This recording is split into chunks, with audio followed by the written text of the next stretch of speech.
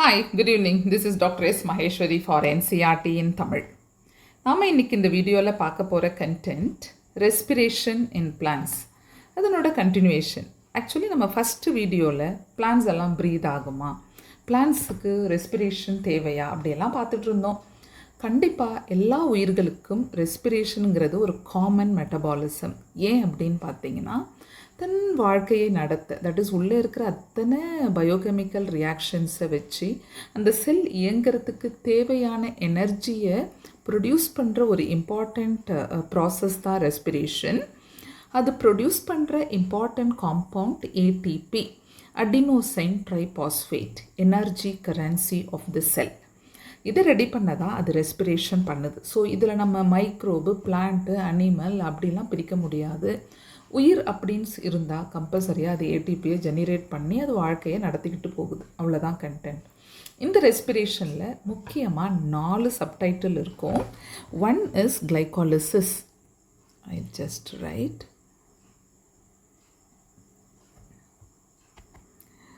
One is glycolysis, the first step. Second step எடுத்துக்கிட்டிங்கன்னா oxidation of pyruvic acid. ஏன்னா இந்த pyruvic acid தான் கிளைகாலிசிஸோட form ஆகுது. கிளைகாலிசிஸ்லேருந்து கிடைக்கிற ஃபைனல் காம்பவுண்ட் பைருவிக் ஆசிட், அது ஆக்சிடேஷனுக்குள்ளே போகுது. அடுத்தது third Krebs cycle. Fourth electron transport chain. இந்த 4 இம்பார்ட்டண்ட் ஈவெண்ட் நடக்கிறது தான் ரெஸ்பிரேஷன். இந்த 4 இம்பார்ட்டண்ட் ஈவெண்ட்டில் இந்த கிளைகோலிசிஸ் சைட்டோபிளாசமில் நடக்குது.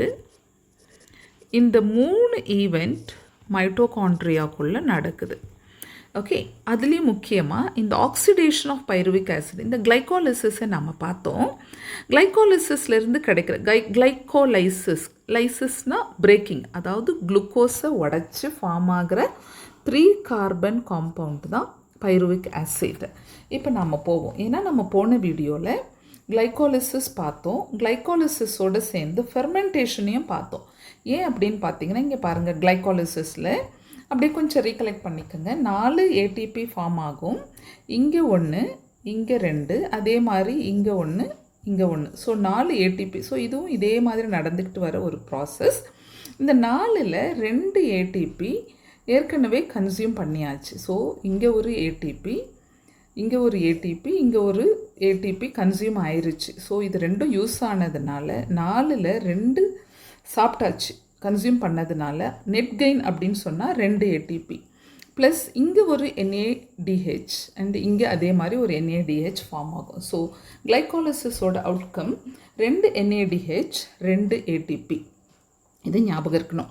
So pyruvic acid 3 carbon compound, glucose 6 carbon compound இங்கே போட்டிருக்கு. Glucose 6 carbon compound, pyruvic acid 3 carbon, அதே மாதிரி இங்கே ஒரு 3 கார்பன். ஸோ 6 கார்பன் குளுக்கோஸ் 2 3 கார்பனாக மாறிடுச்சு. மாறின பிறகு, that is the end product of glycolysis is pyruvic acid. Pyruvic acid form ஆன பிறகு அதுக்கு என்ன நடக்குது, அதுதான் ஃபேட் ஆஃப் பைருவிக் ஆசிட் அப்படின்னு ஒரு இதுக்குள்ளே கொடுத்துருந்தாங்க. அதில் 3 விதமான விஷயங்கள் நடக்கும். அதில் 2 விஷயங்களை கம்பல்சரியாக நம்ம ஃபெர்மெண்டேஷன் அப்படின்ற டைட்டிலில் பார்த்தோம். அதில் ஒரு ஃபேட் என்னென்னா லாக்டிக் ஆசிட் ஃபார்மேஷன். அதாவது இங்கே லாக்டிக் ஆசிட், அடுத்தது ethanol or ethyl alcohol. So pyruvic acid lactic ஆசிடாகவோ இல்லை எத்தில் ஆல்கஹாலாகவோ மாறலாம். இந்த 2 ப்ராசஸில் இது அனிமலில் நடக்கிற ப்ராசஸ். அனிமல் செல்ஸில் இப்போ நமக்கு கூட சுளுக்கு பிடிக்கிறது, காலில் அப்படி மரத்து போகிறது, அந்த இடத்துல ஸ்கெலிட்டல் மசிலில் அப்பப்போ ஆனரோபிக் ரெஸ்பிரேஷன் போகும்போது இது நடந்துடும். அப்புறம் இங்கே எத்தனால் மைக்ரோப்ஸில் முக்கியமாக எத்தில் ஆல்கஹால் ஃபார்ம் ஆகிறதாகட்டும், கார்பன் டை ஆக்சைடு பேக்கிங் இண்டஸ்ட்ரிக்கு யூஸ் ஆகுது, இதெல்லாம் நம்ம போன வீடியோவில் பார்த்தோம். இங்கே இந்த conversion of NAD formation from NADH இங்கே நடந்துருச்சு. இது கடைசியாக எலக்ட்ரான் டிரான்ஸ்போர்ட்டில் நடக்க வேண்டியது இங்கே நடந்துருச்சு. ஸோ இது 2 ஃபேட். இப்போ 3வது ஃபேட்டாக நாம் பார்க்க போகிறது ஏரோபிக் ரெஸ்பிரேஷன். அங்கே தான் நாம் வரோம். ஸோ இங்கேருந்து தான் நமக்கு இந்த வீடியோ ஸ்டார்ட் ஆகுது. நான் இவ்வளோ நேரம் சொன்னது போன வீடியோவோட ஜிஸ்ட்டு. ஸோ இப்போது ஏரோபிக் ரெஸ்பிரேஷன் அப்படின்னு சொன்னால் என்ன, இது எங்கே நடக்குது அப்படின்னு பார்த்தீங்கன்னா, இது நடக்கிற இடம் மைட்டோகாண்ட்ரியா. மைட்டோகாண்ட்ரியாவில் 2 மெம்பரேன் இருக்குது. அப்படியே cell the unit of life கொஞ்சம் யோசித்து பார்த்துக்குங்க. இதில் இன்னர் மெம்பரேன், இது outer membrane. So this is outer membrane, this is inner membrane. இந்த இன்னர் மெம்பரேனுக்குள்ளே குட்டி குட்டியாக ஏடிபி ஜெனரேட் பண்ணுற this is F1 particle or ஆக்சிசோம்ஸ்னு ஒரு ஸ்ட்ரக்சர் போன வீடியோவில் நான் வரைஞ்சி கொடுத்தேன். This is the mitochondrial matrix. So இப்போ வெளியில் இருக்கிறதெல்லாம் ஒரு சைட்டோபிளாசமாக கன்சிடர் பண்ணிக்கோங்க. இங்கே ஃபார்ம் ஆன பைருவிக் ஆசிட் இப்போ இங்கே மூவ் ஆயிருச்சு. இந்த இடத்துல ஆக்சிடேஷன் ஆஃப் பைருவிக் ஆசிடுன்னு நம்ம சொல்கிறோம். இதை நம்ம லிங்க் ரியாக்ஷன்னு சொல்லுவோம். உங்களுக்கு தனியாகவும் நான் இங்கே அப்லோட் பண்ணுறேன், குட்டியாக போட்டிருக்கேன் அந்த க்ரெப்ஸ் சைக்கிள், அது அத்தனையும். ஸோ இங்கே பைருவிக் ஆசிட் உள்ளே போய் அதுக்கப்புறமா 3rd ஸ்டெப் க்ரெப்ஸ் சைக்கிளும் இங்கே நடக்குது. ஸோ மேட்ரிக்ஸ்குள்ளே Krebs cycle as well as the pyruvic acid oxidation. அதுக்கப்புறம் இந்த last step electron transport chain இந்த இன்னர் மெம்பரேனுக்குள்ளே நடக்குது. அதுக்கு தேவையான என்சைம்ஸ் எல்லாம் அங்கே இருக்குது. இதுதான் ஜஸ்ட். இப்போ நம்ம ஆரம்பிப்போம். Aerobic respiration. For aerobic respiration to take place within the mitochondria, the final product of glycolysis, pyruvate is transported from the cytoplasm into the mitochondria. இப்போ சொன்ன மாதிரியே அங்கேருந்து பைருவிக் ஆசிட் இப்போ மேட்ரிக்ஸ்க்கு வந்துருச்சு, தட் இஸ் மைட்டோகாண்ட்ரியாவுக்கு. The crucial events in aerobic respirations are the complete oxidation of pyruvate by the stepwise removal of the hydrogen atom, leaving 3 molecules of CO2. Complete oxidation of pyruvic acid. Oxidation of pyruvic acid by the stepwise removal of all the hydrogen atom. Hydrogen remove பண்றதா முக்கியம். And then formation of 3 molecules of CO2. The passing on of the electrons removed as part of the hydrogen atom to molecular O2 with the simultaneous synthesis of ATP. So இதெல்லாம் இங்கே form ஆகிறதெல்லாம் Krebs cycle and pyruvic acid oxidation. இங்கே ATP generate ஆகிறது கடைசியாக. This is electron transport chain.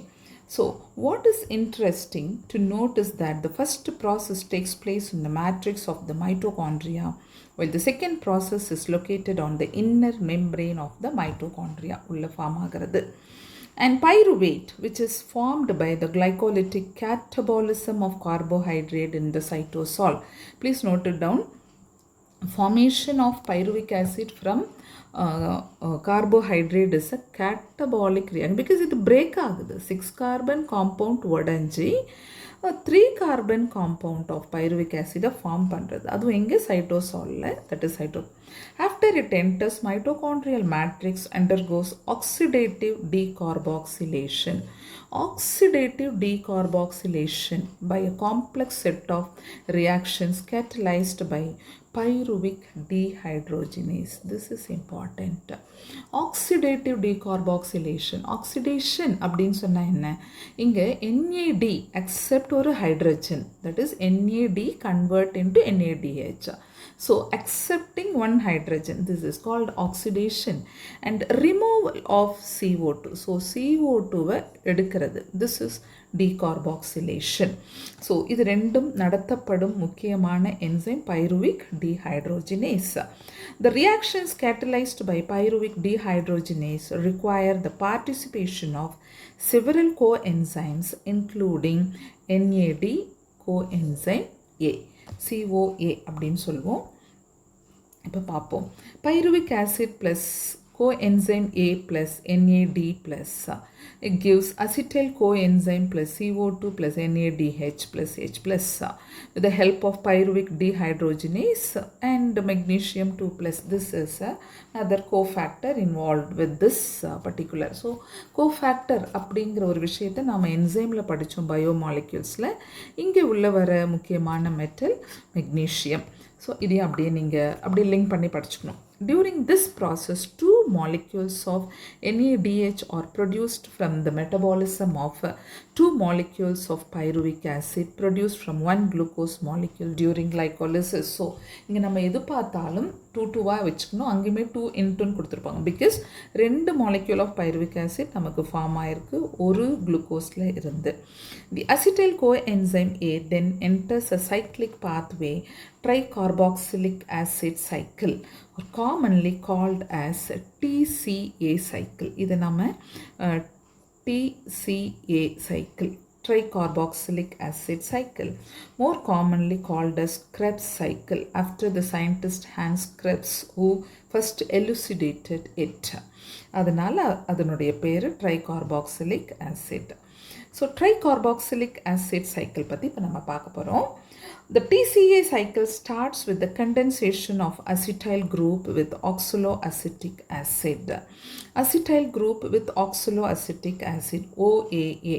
இப்போ நீங்கள் OAA எடுத்துக்கிட்டிங்கன்னா இது ஒரு 4 carbon compound. இப்போ acetyl coenzyme எடுத்துக்கிட்டிங்கன்னா that is 2 carbon compound. Okay, and water to yield citric acid. இப்போ இந்த 2C இந்த 4C சேர்த்து citric acid is 6 carbon compound. The reaction is catalyzed by the enzyme citrate synthase and a molecule of coenzyme is released. Citrate is then isomerized to isocitrate. It is followed by 2 successive steps of decarboxylation leading to the formation of alpha-ketoglutaric acid and then succinyl coenzyme A. In the remaining steps of citric acid cycle, succinic coenzyme A oxidizes to OAA, allowing the cycle to continue. And during the conversion of succinyl CoA to succinic acid, a molecule of GTP is synthesized. GTP is nothing but guanosine triphosphate. This is a substrate level phosphorylation. In substrate level phosphorylation, photophosphorylation, oxidative phosphorylation, நம்ம எல்லாத்தையும் நம்ம phosphorylation addition of phosphate molecule. photosynthesis அப்போ நடந்தது photophosphorylation. இங்கே நடக்கிறது 2 phosphorylation, ஒன்று substrate level, இன்னொன்று oxidative phosphorylation. இங்கே oxidative phosphorylation நம்ம இப்போ தான் சொன்னேன், oxidation நடக்கிறதுனா NAD converted into NADH plus H plus. இது வந்து ஒரு காமன். சப்ஸ்ட்ரேட் லெவல் பாஸ்பாரிலேஷன் அப்படின்னு சொன்னால் இங்கே ஏடிபி சிந்தேஸ் இன்வால்வ் ஆகாமல் அப்படியே அங்கங்கே உங்களுக்கு ஏடிபி ஃபார்ம் ஆகிட்டு இருக்குது. இந்த கன்வர்ஷனில் இருந்து உடச்சி வெளியே வராமல் இதில் இருந்து ரிலீஸ் ஆகாமல் அப்படி அப்படியே ஏடிபி ஃபார்ம் ஆகிறதெல்லாம் சப்ஸ்ட்ரேட் லெவல் பாஸ்பாரிலேஷன். ஸோ கிளைகோலிசிஸில் ஃபார்ம் ஆன 4 ஏடிபியுமே சப்ஸ்ட்ரேட் லெவல் பாஸ்பாரிலேஷன். இங்கேயும் ஒரு இடத்துல சப்ஸ்ட்ரேட் லெவல் பாஸ்பாரிலேஷன் நடக்குது. அதுதான் ஜிடிபியாக கன்வெர்ட் ஃபார்ம் ஆகி அங்கேருந்து அப்படியே ஏடிபியாக கன்வெர்ட் ஆகுது. So this is a substrate level phosphorylation. இது நடக்கிற இடம் இங்கே மென்ஷன் பண்ணியிருக்காங்க பாருங்கள், GDP converted into GDP. This is a substrate level phosphor. In a coupled reaction, GTP is converted to GDP with the simultaneous synthesis of ATP from ADP. So, இங்கே என்ன நடக்கும்னா GTPல இருந்து GTP ஃபார்ம் ஆகிருக்கு. இந்த GTP அப்படியே வந்து இப்படி எழுதிக்கலாம், GTP ப்ளஸ் ஒரு ADP சேர்ந்து இது வந்து திருப்பியும் ரிவர்சிபிளாக நடந்துட்டு ஒரு ஏடிபி ஃபார்மேஷன், எகெயின் ஒரு ஜிடிபி ஃபார்மேஷன். ஸோ இந்த ரியாக்ஷன் இப்படி போயிட்டு இருக்குது. So this is a substrate level phosphorylation. இந்த சிட்ரிக் ஆசிட் சைக்கிள் கொஞ்சம் கன்சைஸ்டாக போட்டிருக்கு. இன்னும் எலாபரேட்டாக எல்லா ஸ்டெப்பும் வேணும்னா I just add and I'll explain with the help of that too after finishing this. In a coupled reaction, GTP is converted to GDP with the simultaneous. So GTP is again converted into GDP and the formation of ATP. from ADP. Also, there are 3 points in the cycle where NAD is reduced to NADH plus H plus, and 1 point where FAD is reduced to FADH. இங்கே பாருங்க, NAD to conversion of NADH plus, இங்கே ஒன்று second part, இங்கே ஒன்று third plus ஒரு FADH formation. So இங்கேருந்து நமக்கு 2 ATPயும் கிடைக்க போகுது, இங்கேருந்து 3 ATP. ஸோ ஒவ்வொரு NADH will be releasing 3 ATP molecule and FADH will release 2 ATP molecule. அது என்ன 3, இது என்ன 2, இது என்ன partiality அப்படிங்கிறத நம்ம electron transport chain போகும்போது பார்க்கலாம். The continued oxidation of acetyl coenzyme via the TCA cycle require the continued replenishment of oxaloacetic acid, the first member of the cycle. So இங்கிருந்து அப்படியே அது acetyl coenzyme ஓட சேர்ந்து the reaction is continued. In addition, it also requires regeneration of NAD plus and FAD plus from NADH and FADH2 respectively. இங்கிருந்து இது வரணும். The summary equation for this phase of respiration may be written as follows. So in the picture which பார்த்தீங்கன்னா, like I could say, see, this is the link reaction. பைருவேட்ல இருந்து acetyl coenzyme form ஆகிறது வரைக்கும் pyruvic acid 3 carbon, இங்கேருந்து ஒரு NADH2 is formed.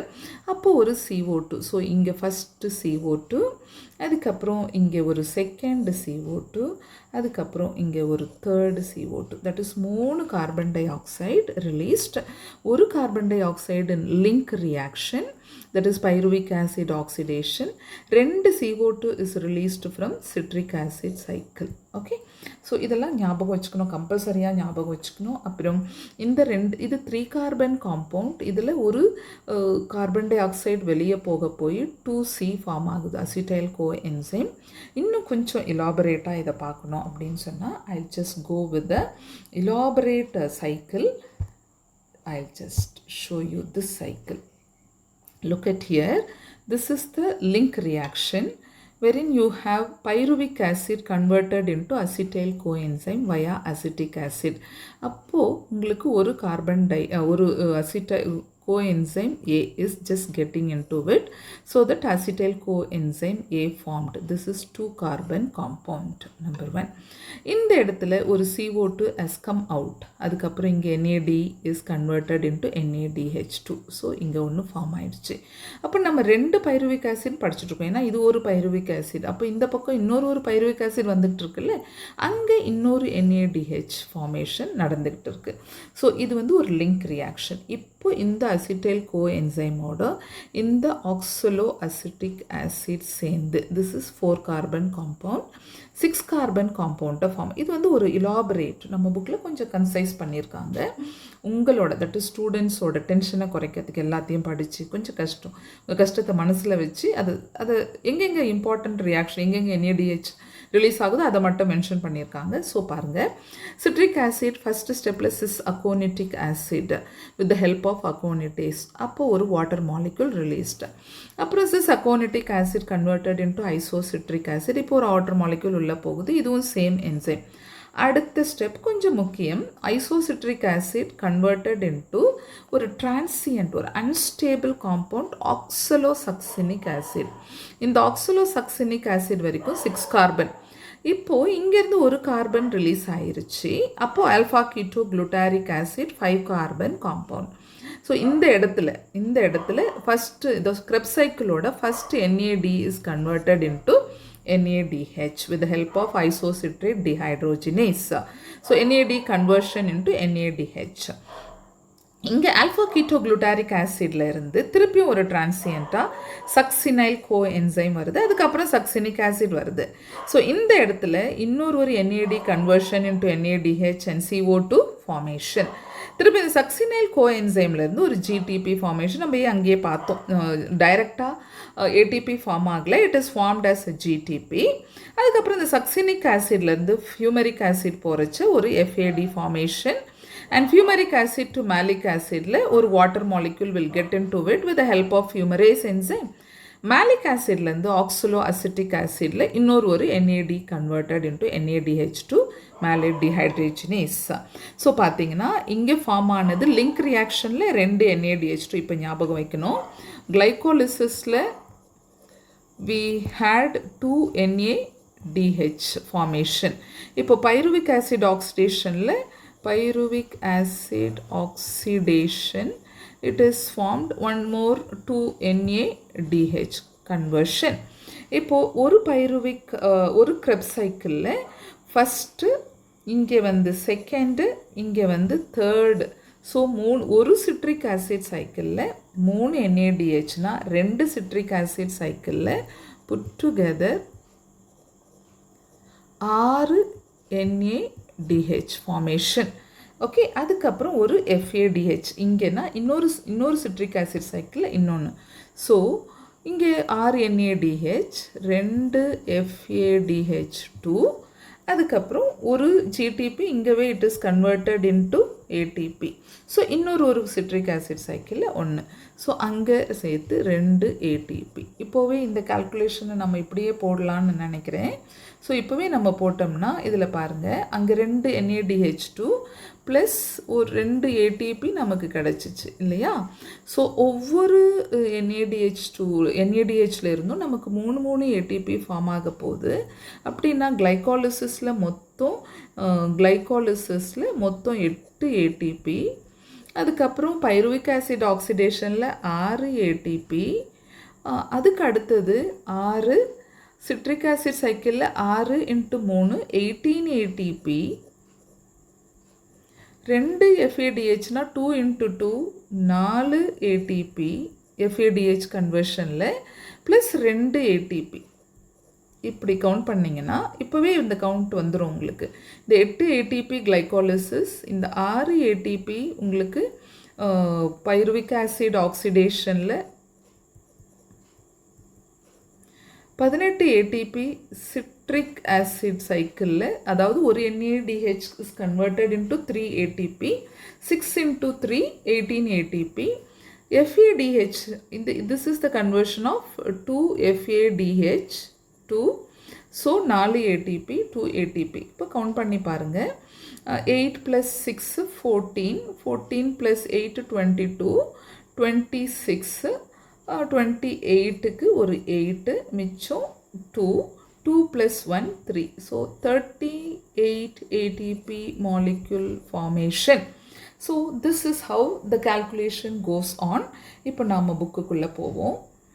This I will upload it. இன்னும் கொஞ்சம் உங்களுக்கு டீட்டெயிலாக படிக்கணும் அப்படின்னு சொன்னால் அதுக்காக வேணால் நம்ம அங்கே போய் படிப்போம். Okay, so let us see. Pyruvic acid plus 4 NAD plus FAD plus 2H2O plus ADP plus phosphate in the mitochondrial matrix, 3 CO2, just a second, so 3 CO2, 4 NADH, 4H plus FADH2, ATP இவ்வளவும் form ஆகுது. So we have till now seen that glucose has been broken down to release CO2 and 8 molecules of NADH plus H plus. 2 of FADH2 have been synthesized besides just 2 molecules of ATP in TCA cycle. இப்போதான் அந்த calculation பார்த்தோம். You may be wondering why we have been discussing respiration at all. Neither O2 has come into the picture nor the promised large number of ATP has yet been synthesized. Also, what is the role of NADH and H plus and FADH2 that is synthesized? இப்போ இது என்ன பண்ண போகுது? இவ்வளோ நேரம் நம்ம பார்த்துக்கிட்டே இருக்கோம், ஆக்சிஜனும் உள்ளே வரல, ஒன்றும் பெருசாக ஏடிபியும் பெருசாக ஜெனிரேட் ஆகலை, இதில் என்னதான்ப்பா நடக்க போகுது அப்படின்னு ஒரு கொஷின் வரும்போது, also what is the role of NADH and FADH2 that is synthesized? Let us now understand the role of oxygen in respiration and how ATP is synthesized.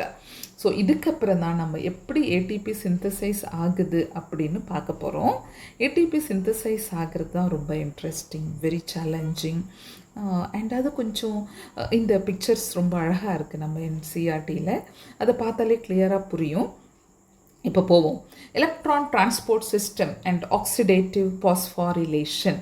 Oxidative phosphorylation அப்படின்னு சொன்னால் என்ன அப்படின்னு பார்த்தீங்கன்னா it is nothing but synthesis of. So இங்கே இது வழியாக ATP synthesis பண்ணுறோம். எதில் இருந்து அப்படின்னு சொன்னால் நம்ம NADH இருக்குது இல்லையா, இந்த NADH இருக்குது, அப்புறம் FADH இருக்குது, இவங்கெல்லாம் அப்படியே கன்வெர்ட் ஆகி NAD FADலாம் கன்வெர்ட் ஆகும்போது they'll be releasing a lot of energy.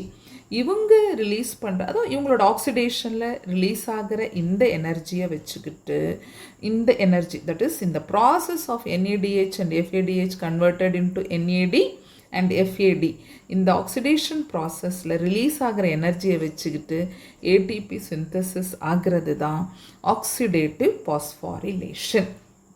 Understood? So நம்ம அங்கே லிங்க்கில் பார்த்தது oxidative decarboxylation, removal of carbon dioxide, அதுக்கப்புறம் அக்செப்டிங் ஒன் ஹைட்ரஜன். இங்கே phosphorylation, that is phosphate is going to be added, ATP generation, that is from ATP is going to be formed. Okay, so let us get into it. The following steps in the respiratory process are to release and utilize the energy stored in NADH plus H plus and FADH2. This is accomplished when they are oxidized through the electron transport system and the electrons are passed on to O2, resulting in the formation of water. கடைசியாக form ஆக போகிற ஆள் யாருன்னா water. The metabolic pathway through which the electron passes from one carrier to another is called electron transport system. So இங்கே electron ஒரு இடமா move ஆகுது. எத்தனை கேரியர்ஸ் இருக்கிறாங்க, எத்தனை காம்ப்ளெக்ஸ் இருக்குது, அதெல்லாம் அடுத்த பிக்சரில் பார்ப்போம். And it is present in the inner mitochondrial membrane. Electrons from NADH produced in the mitochondrial matrix during citric acid cycle are oxidized by an NADH dehydrogenase in the enzyme. So இந்த full கான்செப்டை படிக்கிறதுக்கு முன்னாடி இந்த பிக்சரை பற்றின ஒரு சின்ன gist நான் கொடுத்துட்றேன். அப்போ உங்களுக்கு படிக்க ஈஸியாக இருக்கும். ஸோ மொத்த பிக்சரும் ஒரு சர்க்கிளில் பார்த்துருவோம். ஸோ இங்கே பாருங்கள், தி inner mitochondrial membrane, the blue colour is inner mitochondrial membrane. இப்போ உள்பக்கம் இருக்கிறது மேட்ரிக்ஸ், வெளியில் இருக்கிறது space between inner and. So இப்போ இது நீங்கள் அவுட்டர் மைட்டோகாண்ட்ரியல் மெம்பரேனாக வச்சுக்கோங்க. And this is the space between inner and outer. இதில் 5 காம்ப்ளெக்ஸ் இருக்குது. காம்ப்ளெக்ஸ் 1 பேர் NADH dehydrogenase. காம்ப்ளெக்ஸ் 2ஓட பேர் சக்சினிக் டீஹைட்ரேஜினேஸ். இதில் ஏன் சக்சினேட் டீஹைட்ரோஜினேஸ் போடுறாங்க அப்படின்னு பார்த்தீங்கன்னா, கொஞ்சம் இங்கே பாருங்கள், இந்த சைக்கிளில் சக்சினிக் ஆசிட்லேருந்து மேலிக் ஆசிட் போகிற இந்த ஸ்டெப்பில் தான் FAD is converted into FADH2. Okay, so இது அப்படியே ஞாபகம் வச்சுக்கணும். அதனால தான் இந்த second step is succinate dehydrogenase. Complex 3 is cytochrome BC1. இதெல்லாம் மறக்கவே கூடாது. Complex 4 is cytochrome oxidase. This is cytochrome C oxidase. Complex 5 நம்ம எழுதலை, நிறைய புக்கில் கொடுப்பாங்க, அதுதான் ATP சிந்தேஸ். இதுதான் complex 5. Okay, so ATP synthase. This is F1 particle. ஓகேயா? ஸோ இப்போ பார்ப்போம். ஸோ இதுக்குள்ளே NADH. ஸோ ஃபஸ்ட்டு ப்ராசஸ் ஜென்ரலாகவே நம்மளுடைய எலக்ட்ரான் டிரான்ஸ்போர்ட் செயின் நம்ம முதல்ல இருந்து பார்த்ததெல்லாம் என்னென்னா, ஒரு இடத்துலையும் NAD ஃபஸ்ட்டெல்லாம் NADH2வாக மாறிக்கிட்டு இருந்துச்சு. அடுத்த ஸ்டெப்பில் என்ன நடக்க போகுதுன்னா, திருப்பியும் NAD கன்வர்ஷன், இங்கேருந்து it will be releasing ATP. இதே மாதிரி தான் FADH2, இங்கேருந்து திருப்பியும் FAD, அங்கேருந்து திருப்பியும் ATP. ஸோ இந்த கன்வர்ஷன் அண்ட் டைரெக்டாக ATP ஃபார்ம் ஆகிறது. இதனால தான் இங்கே NADH is converted into NAD. Understood? So இங்கிருந்து it is just releasing 2 electron and FMN release, flavin mononucleotide இவன் ரிசீவ் பண்ணி அயன் சல்ஃபர் காம்பவுண்ட் வழியாக இங்கே எலக்ட்ரானை பாஸ் பண்ணிட்டு, ஸோ எலக்ட்ரான் டிரான்ஸ்போர்ட் ஆகிட்டு இருக்கு. Coming to ubiquinone. So this is ubiquinone. இங்கேருந்து இப்போ இதோட இங்கே அப்படியே வச்சுக்கோங்க. எலக்ட்ரான் மட்டும் மூவ் ஆகிட்டே இருக்குது. இங்கே ஹைட்ரஜன் ஜஸ்ட் மூவ்ட் அவுட். இங்கேருந்து தட் இஸ் மேட்ரிக்ஸில் இருந்து மெம்ப்ரெயின் வழியாக இந்த இன்னர் மெம்ப்ரெயின் ஸ்பேஸுக்கு இவங்க போயாச்சு. இவரோட கதை இங்கே முடிஞ்சிருச்சு. இப்போது இது காம்ப்ளெக்ஸ் 1. இந்த ரியாக்ஷனில் that is NADH converted into NAD with the help of NADH dehydrogenase. இப்போ பார்த்தீங்கன்னா காம்ப்ளெக்ஸ் 2க்கு வருவோம். காம்ப்ளெக்ஸ் 3க்கு நம்ம அப்புறம் படிப்போம். காம்ப்ளெக்ஸ் 2ல் சக்சினேட் டீஹைட்ரேஜினேஸ். இதே மாதிரி சக்சினேட் டு ஃபியூமரேட்டில் தான் ஒரு FAD. So FADH is again FADH2 is converted into FAD. This is also moving via iron sulfur compound. இங்கே திருப்பியும் ஒரு யூபிக்வினான். ஸோ இங்கேயும் ஒரு யூபிக்வினான், இங்கேயும் ஒரு யூபிக்வினான். இதோட ஹைட்ரஜன் சேரும்போது யூபிக்வினால். So this is UbH2. இங்கேயும் UbH2 ஃபார்மேஷன். ஸோ இந்த UbH2 இப்போ காம்ப்ளெக்ஸ் 3க்கு வந்திருக்கு. ஸோ இந்த மிஸ்டர் FAD லேட்டாக ஜாயின் பண்ணுறார். அதனால தான் அவர் 2 ATPயை ஜெனிரேட் பண்ணுறாரு. ஆனால் நம்ம NAD ஃபஸ்ட்டு காம்ப்ளெக்ஸ்குள்ளேயே நுழைஞ்சிட்டாரு. அதனால் அவர் 3 ATPயை ஜெனிரேட் பண்ணுறாருன்னு மைண்டில் வச்சுக்கோங்க. ஸோ இங்கேருந்து இப்போது இவன் எடுத்துக்கிட்டு போகிற ஹைட்ரஜன் இவன் எடுத்துக்கிட்டு திஸ் இஸ் H2, இது ஒரு H2 சேர்ந்து 4H வெளியே வந்தாச்சு. இதுக்கு நடுவில் இப்போ எலக்ட்ரான் பாஸ் பண்ணுற இடத்த பாருங்கள். எலக்ட்ரான் எது வழியெல்லாம் பாஸ் ஆகிட்டு இருக்குன்னு மட்டும் கண்டிப்பாக ஞாபகம் வச்சுக்கணும். அப்படியே யூபிக்வினாலில் இருந்து அப்படியே it is coming to cytochrome B. அதுக்கப்புறம் அயன் சல்ஃபர், அதுக்கப்புறம் cytochrome C1. So cytochrome C1 ஞாபகம் வைக்கணும். ஸோ ஃபஸ்ட்டு இங்கே வந்துச்சு. அப்படியே அயன் சல்ஃபர் வழியாக யூபிக்வினாலுக்கு வந்து சைட்டோக்ரோம் B, அதுக்கப்புறம் சைட்டோக்ரோம் C1. இங்கேயும் பார்த்தீங்கன்னா யூபிக்வினால் இங்கேருந்து சைட்டோக்ரோம் B, சைட்டோக்ரோம் C1. அதுக்கப்புறம் இவங்க வர்ற ஆள் யாருன்னா இந்த சைட்டோக்ரோம் C1 எல்லாம் மெம்பரேனில் இருக்குது. இந்த சைட்டோக்ரோம் இருக்குது பாருங்கள், இவர் வந்து மொபைல் கேரியர். ஸோ இவர் மூவ் ஆகிட்டு இருக்கார். இவர் இங்கேருந்து இங்கே மூவ் ஆகுறாரு. அப்படியே எலக்ட்ரானை இவர் வழியாக மூவ் ஆகிட்டு சைட்டோக்ரோம் C வேறு C1 வேறு. C1 எங்கே இருக்குது அப்படின்னு எக்ஸாமில் கேட்டால் that is present inside the complex 3 மெம்பரேன்குள்ளே இருக்குது. Cytochrome C is a mobile element. அங்கேருந்து அப்படியே மூவ் ஆகிட்டு இருக்குது. திஸ் இஸ் எலக்ட்ரானோட. அங்கேருந்து இப்போ அப்படியே எல்லாரும் காம்ப்ளெக்ஸ் 4க்கு வராங்க. காம்ப்ளெக்ஸ் 4 பேர் வந்து சைட்டோக்ரோம் C ஆக்சிடேஸ். ஸோ இப்போது இந்த எலக்ட்ரான் எங்கே அனுப்பப்பட்டிருக்கு அப்படின்னு பார்த்தீங்கன்னா இங்கே காப்பர் ரொம்ப முக்கியமான ஒரு ஆள் அங்கே வந்திருக்கு. அங்கேருந்து சைட்டோக்ரோம் A1, சைட்டோக்ரோம் A, இவர் வந்து A1. ஓகே, அப்புறம் திருப்பியும் காப்பர் கடைசியாக வந்து நின்னாச்சு. எலக்ட்ரான் இப்படி மூவ் ஆகிட்டே இருக்குது. இந்த இடங்களில் தெர் இஸ் கடைசி ஆக்சிஜனை ரிசீவ் பண்ணுற, தட் இஸ் கடைசி எலக்ட்ரானை ரிசீவ் பண்ணுற ஒரு ஆள் யாருன்னா நம்ம ஆக்சிஜன். அவர் இவரோட சேர்ந்து 2Hஓட சேர்ந்து ஒரு வாட்டர் மாலிக்யூலையும் ஃபார்ம் பண்ணிட்டாரு. அதுக்கப்புறம் மிச்சம் இருக்கிற இவர் 2H வெளியே போகிறாரு. அங்கேருந்து அவர் ATP சிந்தேஸ் ஆக்சிசோம்குள்ளே வந்து ஸோ இங்கே இருக்கிற இந்த ஹைட்ரஜன் உள்ளே அப்படியே உங்களுக்கு உள்ளே அனுப்ப there is a production of ADP to ATP with the help of ATP synthase. இதுதான் இந்த மெம்பரேனில் நடக்கிறது. இந்த கதையை தான் இங்கே சொல்ல போகிறேன், நான் இப்போ படிக்க போகிறேன். ஸோ ரொம்ப ஊற்று இந்த டயக்ராமை பார்த்தீங்கன்னா இந்த பக்கம் பார்த்தீங்கன்னா மைனஸ், இங்கே வந்து plus. Okay, so electrochemical gradient எந்த பக்கம், ஸோ மைட்டோகாண்ட்ரியல் மேட்ரிக்ஸ் பக்கம் மைனஸ், ஸ்பேஸ் பக்கம் ப்ளஸ். அவ்வளோ உன்னிப்பாக கவனிக்கணும் இந்த பிக்சர்ஸ் எல்லாம், ஒன்றுத்தையுமே மிஸ் பண்ணக்கூடாது. அப்புறம் சைட்டோக்ரோம் காம்ப்ளெக்ஸ் 1 காம்ப்ளெக்ஸ் 2 அப்படியே லைனாக எழுதிடாதீங்க. காம்ப்ளெக்ஸ் 1 ஃபஸ்ட்டு, அடுத்தது காம்ப்ளெக்ஸ் 3, அடுத்தது காம்ப்ளெக்ஸ் 2, 4, 5. ஒவ்வொரு காம்ப்ளெக்ஸ் பேரையும் ஞாபகம் வச்சுக்கணும். இவ்வளோ தான் இங்கே நடந்தது. ஸோ ஒரு பக்கம் எலக்ட்ரான் டிரான்ஸ்போர்ட் ஆகிட்டே இருக்குது, இன்னொரு பக்கம் ATP ஜெனிரேட் ஆகி தட் இஸ் ஆக்சிடேட்டிவ் பாஸ்ஃபாரிலேஷன் நடந்துகிட்ருக்கு. அதனால தான் title electron transport system and oxidative phosphorylation. Okay, now let me read out. See, NADH dehydrogenase.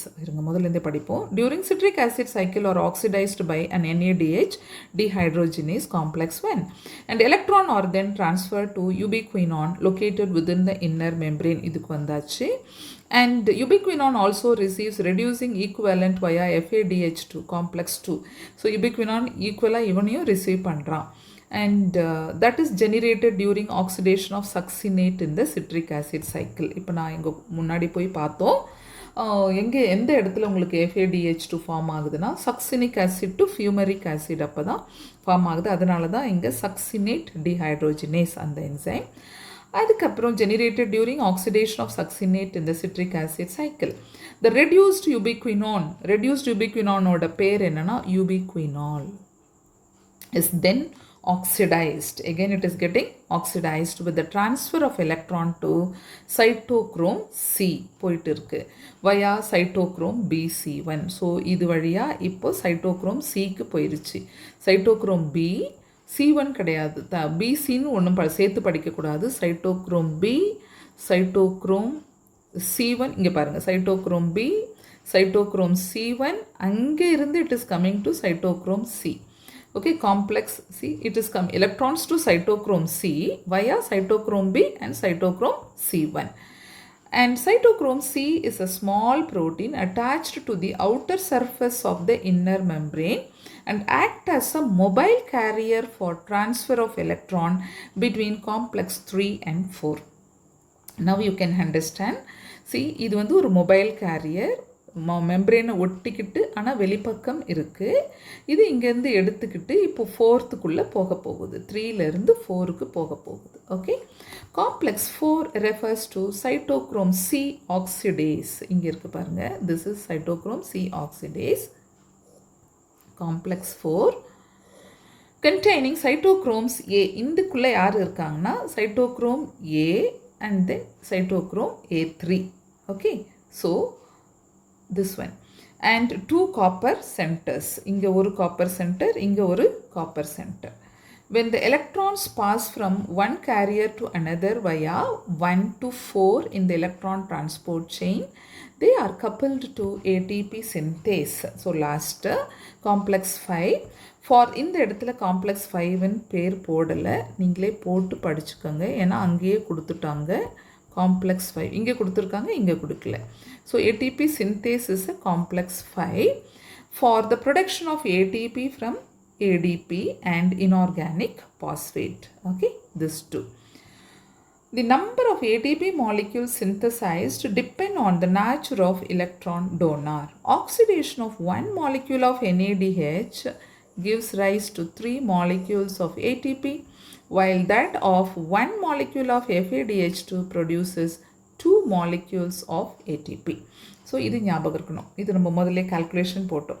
Although the aerobic process of respiration takes place only in the presence of oxygen, the role of oxygen is limited to the terminal stage of the process. இன்னும் கேட்டால் சில புக்கில் இன்னுமே இப்படி கொடுப்பாங்க, இங்கே ரெஸ்பிரேஷனுங்கிறது ஆக்சிஜனை உள்ளே போடுறத விட ரிமூவல் ஆஃப் ஹைட்ரஜன் அப்படின்னு கொடுப்பாங்க. ஸோ இப்போ பார்ப்போம்.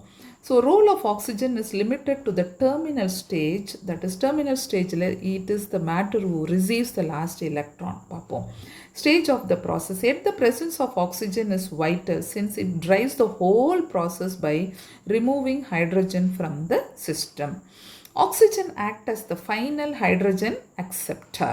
Okay, so unlike photophosphorylation, where it is the light energy that is utilized for the production of proton gradient required for phosphorylation, அங்கே அன்லைக் அப்படின்னு சொன்னால் என்னென்னா ஃபோட்டோபாஸ்ஃபாரிலேஷனில் லைட் எனர்ஜி யூஸ் பண்ணுறாங்க, இங்கே அது கிடையாது. அங்கேயுமே ப்ரோட்டான் கிரேடியன்ட், அங்கேயும் கெமி ஆஸ்மாசிஸ், இங்கேயும் அதே தான். அங்கே லைட் எனர்ஜி, இங்கே வேறு.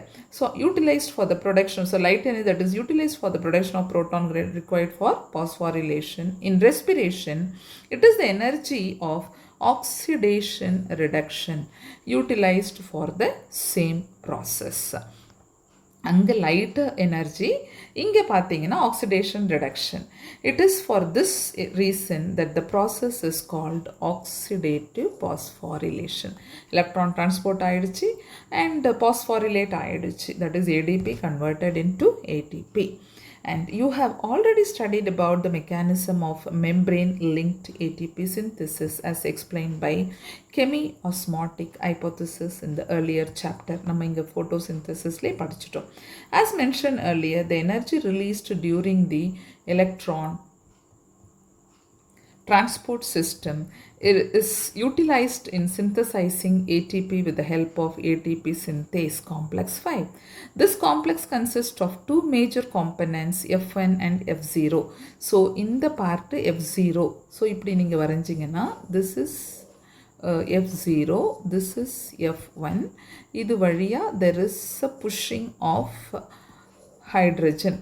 Okay, so this will be converting இங்கிருந்து ஒரு ADP plus ஒரு phosphate ATP ஆக மாறுகிறது.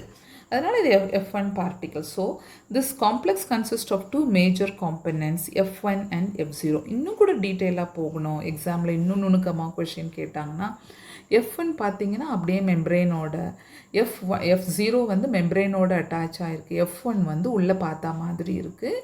இதை தான் இப்போ மைட்டோகாண்ட்ரியாவில் வரையும்போது உள்ள பல்பு மாதிரி குட்டி குட்டி குட்டியாக மேட்ரிக்ஸை நோக்கி வரைஞ்சிருக்கிறது. And contain the site for synthesis of ATP. The F1 ATPs is a peripheral membrane protein complex. So F1 is protein complex and contains a site for synthesis of ATP from ADP and inorganic phosphate. F0 is an integral membrane protein complex that forms the channel through which proton cross the inner membrane. இது வழியா proton cross ஆயிருச்சு. The passage of protons through the channel is coupled to the catalytic site of the F1 component for the production of ATP. So the passage of proton through the channel யார் வழியா போகுதுன்னா membrane வழியா உள்ள push பண்ணி அனுப்பிடுறாங்க. So the production of ATP, for each ATP produced 4H plus passes through F0 from the intermembrane space to the matrix down the electrochemical proton gradient. So for each ATP இங்கே 4H, இங்கே இடத்துல 2H கொடுத்துருக்காங்க. யூஸ்வலாக 2H is being pushed and the pass through the through this and the ATP is generated. இதை கொஞ்சம் பார்த்துக்கோங்க. அடுத்தது the respiratory balance sheet. Respiratory balance sheet என்ன பண்ணுறாங்க, இதுக்கப்புறம் என்ன இருக்குது நமக்கு பார்த்தீங்கன்னா ஆம்ஃபிபாலிக் பாத்வேஸ். ஓகே, நம்ம இன்றைக்கி ரெஸ்பிரேட்டரி பேலன்ஸ் ஷீட்டையும் இதோட படிச்சுருவோம், அப்போ தான் உங்களுக்கு ஒரு கிளாரிட்டி இருக்கும். The respiratory balance sheet. It is possible to make calculation of the net gain of ATP for every glucose molecule oxidized. But in reality, this can remain only a theoretical exercise. These calculations can be made only on certain assumption. So exactly இதுதான் அப்படின்னு சொல்லலாம். அதனால தான் சில நேரங்களில் 36 ATP, சில நேரங்களில் 38 ATP, depends on the type of a cell அப்படிலாம் இருக்கும். ரொம்ப டீட்டெயிலாக போனீங்கன்னா ஸோ நமக்கு இன்னும் கொஞ்சம் ஹையர் கிளாஸஸில் அதை பற்றி படிப்போம். அதே மாதிரி ஒவ்வொரு ஸ்டெப் நடந்து அடுத்த ஸ்டெப் அப்படியே நம்ம சொல்ல முடியாது.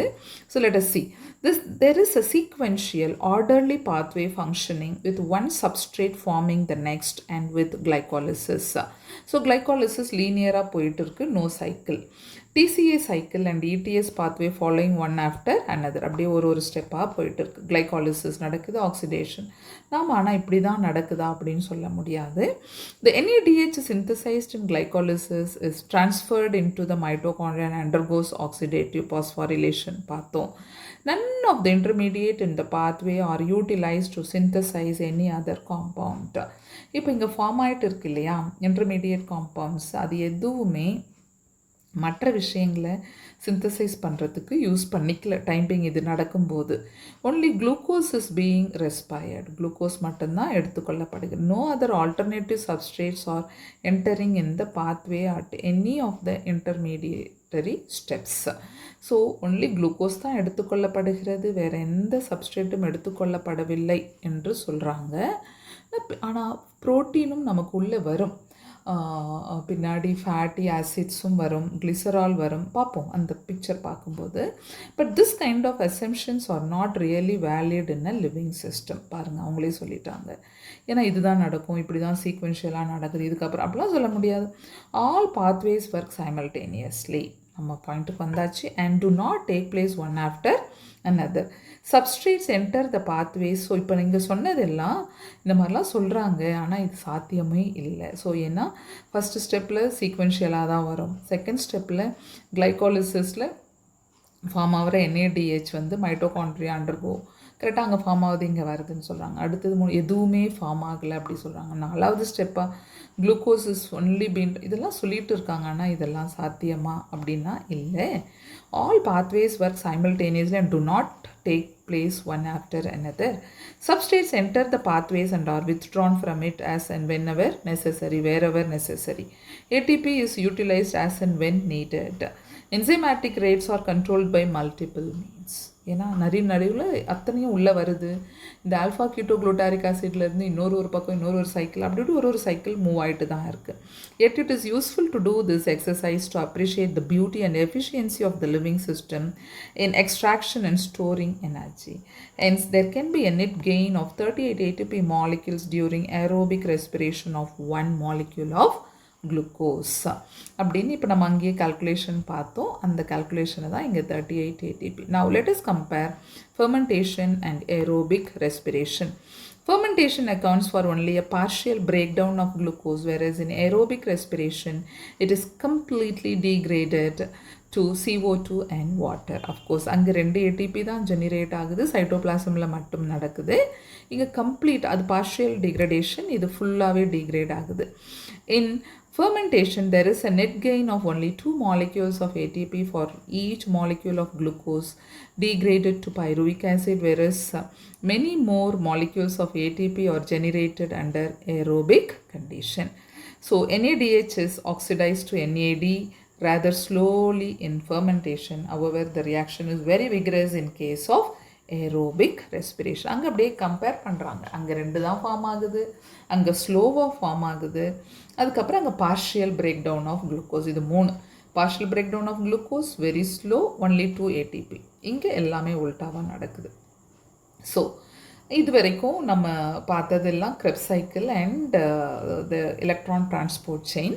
நான் இங்கே ஒரு ஷார்ட் ஃபார்ம் ஆஃப் ஒரு simple version of ETS, it is electron transport செயினில் என்ன நடக்குது அப்படின்னு ஒரு சின்ன இது உங்களுக்கு அப்லோட் பண்ணுறேன். நான் இங்கேயும் எக்ஸ்பிளைன் பண்ணுறேன். Look at this picture. A simplified system of terminal oxidation and oxidative phosphorylation. அப்படின்னா இங்கே பாருங்கள், NADH ப்ளஸ் FM, அங்கேருந்து FMN, இங்கே யுபிக்வினானுக்கு இந்த இடத்துலையே ஒரு ATP ஃபார்ம் ஆகிடுச்சு. தட் இஸ் இவங்ககிட்டேருந்து ரிலீஸ் ஆகுது. NADHலேருந்து ஃபஸ்ட் ATP, செகண்ட் ATP இங்கே, தேர்ட் ATP இங்கே ஃப்ரம் NADH. அதனால தான் every NADH is releasing 3 ATP and every FADH2 releases 2 ATP. இதுதான் இங்கே நான் சொல்ல வர்றது.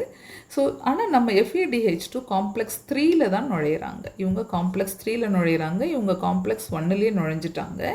ஸோ இங்கேருந்து பார்த்தீங்கன்னா it is moving via cytochrome B, C, A1, A3.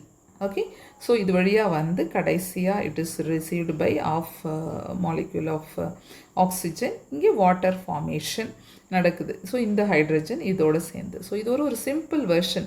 எப்படி 3 ATP வருது NADHனா இங்கே சிம்பிளாக பார்த்துக்கலாம். இங்கே 2 தான் வருது, ஏன்னா பின்னாடி ஜாயின் பண்ணுறதுனால. இப்போ FADHல வந்தும்போது அவருக்கு இதுதான் ஃபஸ்ட் ATP, இது செகண்ட் ATP. ஸோ இதுவும் நான் உங்களுக்காக அப்லோட் பண்ணுறேன். நீங்கள் ஜஸ்ட் பார்க்கலாம். இது பார்த்தீங்கன்னா உங்களுக்கு ஒரு கிளாரிட்டி கிடைக்கும். தட் இஸ் எது ஒரு குழப்பம் இல்லாமல்.